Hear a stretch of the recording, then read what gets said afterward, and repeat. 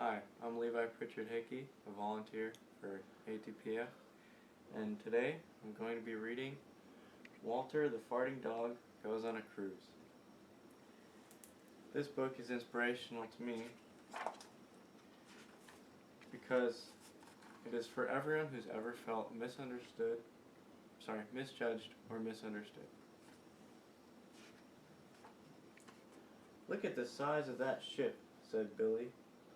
"It's as high as a 23-story building," said Father. "It has everything in it," said Mother, "even a shopping mall." "And 5 swimming pools," said Betty. Walter farted excitedly. "Welcome aboard," said the cruise director. "What a nice dog," said Pet Officer Smedley. The ship pulled away from the dock. The horn sounded. Walter farted. "All our animal friends stay down here in the Pet Palace," said Pet Officer Smedley. "We do our best to make them completely comfortable." Walter sniffed around the fancy room. "I'm off for my first round of golf," said Father. "I'm off for my massage," said Mother. "We're off to swim in all 5 swimming pools," said Billy. "Don't worry, Walter," added Betty. "We'll be back in a little while." Walter settled down on a plush cushion. "Not bad," he said to himself, and farted. As soon as the door of the Pet Palace closed, trouble started brewing. Dogs began growling, cats began hissing, birds began squawking. Why? Walter was farting. "Get that stinker out of here," said the parrot in the corner. Pet Officer Smedley returned with some pet treats and was instantly enveloped in a fart cloud.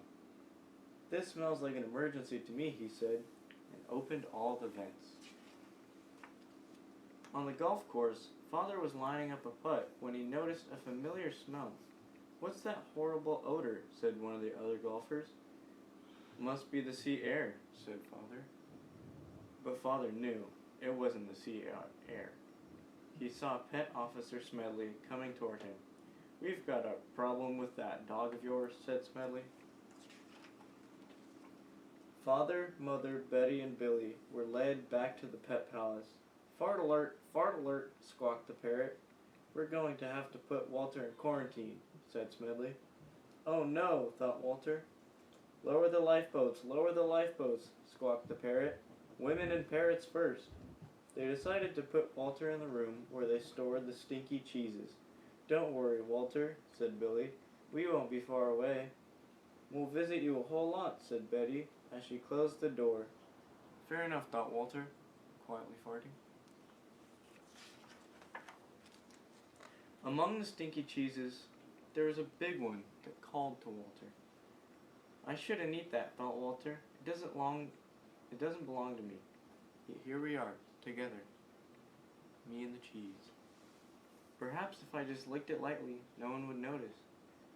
He licked it lightly, and then ate the entire cheese. Even though Walter was tucked away deep in the belly of the ship, his farts crept out under the door, slithered along the hallway, and made their way upstairs. By the next day, all 6 dining rooms were filled with farts and angry passengers.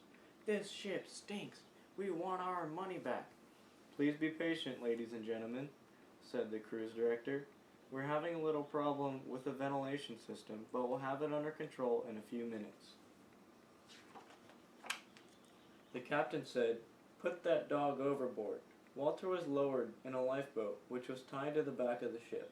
"This will be fun, Walter," said Billy. "Officer Smedley promised he would bring you treats every day," said Betty. "Fair enough," thought Walter, farting.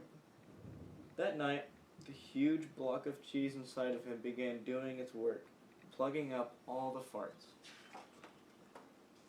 The passengers were enjoying themselves again, while Walter trailed behind in his lonely lifeboat. "The gas is building badly," he said, "but at least I'm still attached to the ship."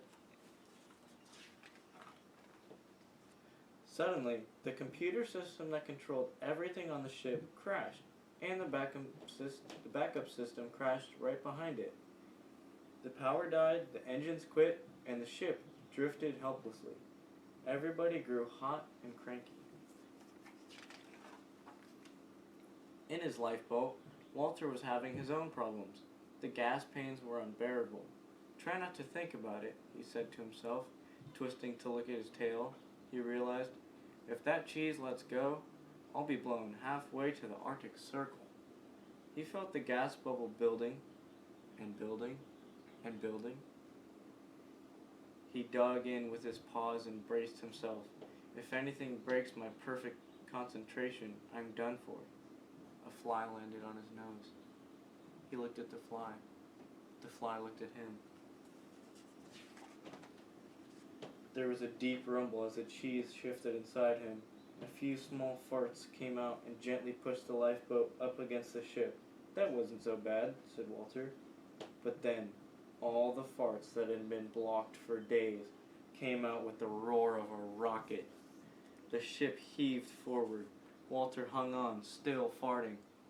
"Warp speed!" squawked the parrot in the pet palace. "We must be back to full power," said Father, gripping the deck rail. But it was much more than full power. It was fart power. It shot the ship over the horizon and into port. "Right on time," said the captain. When the cruise was over, Pet Officer Smedley presented Walter with a sailor hat. It was an honor having Walter on our cruise. We had a great time, but it's good to be back on land, said Mother. "Anyone for pizza?" asked Father. "Hold the cheese," squawked the parrot. The end.